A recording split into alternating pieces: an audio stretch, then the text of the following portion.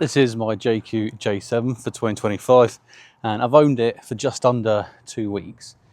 And we all know you can't get a feel for a car or a bike on a short half-hour, 1 hour test drive. So yeah, after owning it for just under 2 weeks, I thought I'd do a quick video on my top 5 things that I'm not really keen on.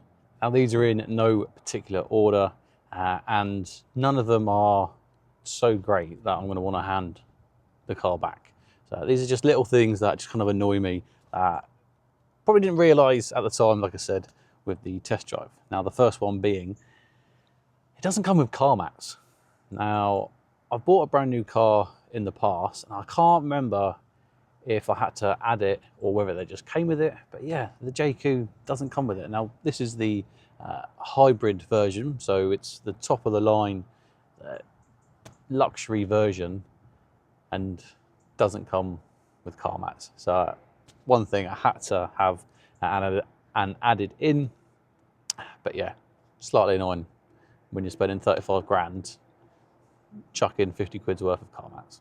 I'm in the UK and I did use a company called carmats.co.uk. I'll put a link in the description box below, and they cut your car mats to your vehicle. So they don't just have a load of mats just sat there to one side, so you can customize it with the different trim, the different style, the pattern, whether you want a fabric or a plastic, like rubber, sorry, not plastic. So they allow you to custom design it, they'll make it and send it within a week or so. Number 2 then is the AI within the car. Hello Jaecoo. I'm listening. Close the sunroof. Okay.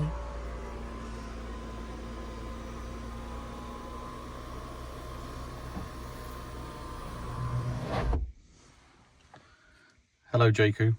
I'm here. Turn the wiper sensitivity to high. I'm sorry. It's beyond my ability. Turn on the aircon. Okay. Open the sunroof. Okay. But I have found something it can't do, which is change the speed of the automatic wiper blade. So I'll leave them on auto all the time. And to change the sensitivity of the auto blades, you have to go into the settings, which if you're by yourself driving and it's raining, you want to be concentrating on the road and not necessarily the screen, making sure you're finding the right settings, because I don't know exactly where it is, so you have to kind of hunt for it a little.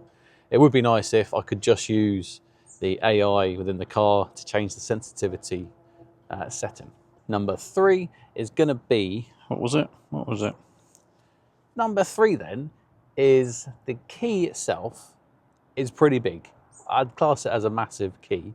Now I get it, it's got a lot of tech inside it for the car, but my biggest problem with the key of that size is it doesn't come with a key ring.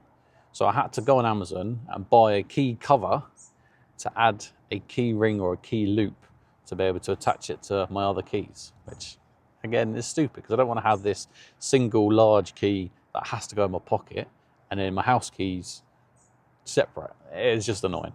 Now this one is frustrating for me. Number 4 is that the car doesn't save all the settings of when I'm driving. So the lane departure warning, the speed warning, whatever it may be, it doesn't save it. Like 80–90% of the settings it will save, but the ones that I need to change near enough every single time I drive, it doesn't, and that really does annoy me. Like, just allow me to have my settings and save it, and then if I want to put on lane departure because I'm doing a long trip on the motorway, then I'll put it on.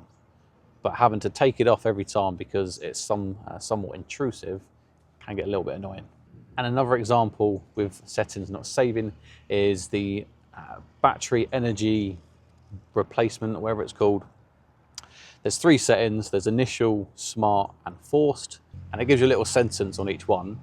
And initial, which is what it resets to every single time you turn the car off and on, by its own definition is only really meant to be used at the start when it's not someone's personal car, like when it's at a dealership.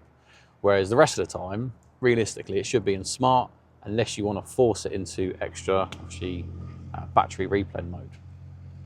So yeah, I just wish you could put it in smart and then every time it would just be on it. But maybe there'll be an update in the future that will sort and solve these problems, because realistically, I think the car's only been in the UK for a couple of years.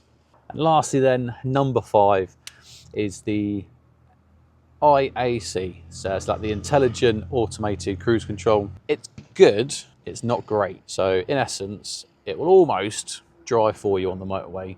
It will do your lane departure, so it will make sure you stay in the lane, and then with the adaptive cruise control, make sure you're at the right speed behind the car in front. It just makes me a little bit nervous sometimes, because you'll be driving along and then it will start to veer towards one of the lines, or you'll overtake. So now you're in lane 2 and it'll feel like it wants to go back into lane 1 and it's forcing you towards the other car. I had it the other day, there was a slip road up on my left hand side coming up, and it started to veer towards the slip road, so I didn't want to come off the slip road. So it's good, it's not great. You do need to be mindful when you are using it and still switched on. You can't just let it do its thing and treat it like a Tesla autopilot. It's not that advanced. Well, that's it. That's my top 5 things that I'm not too keen on the Jaecoo J7 in 2025 after owning it for just under 2 weeks. Now, I will make another video at the 1 month mark and see if there's anything else that I thought of. Again, none of the things that is wrong with it or that I don't like are a deal breaker. They're just little things for me personally that annoy me. If you do have any questions for the Jaecoo that you want me to answer or maybe make a video on, drop them in the comments box below and I'll do my best. If you found it useful, give it a thumbs up. More importantly, subscribe to the channel. If you want to check out any of my other Jaecoo J7 videos, then choose this one or this one.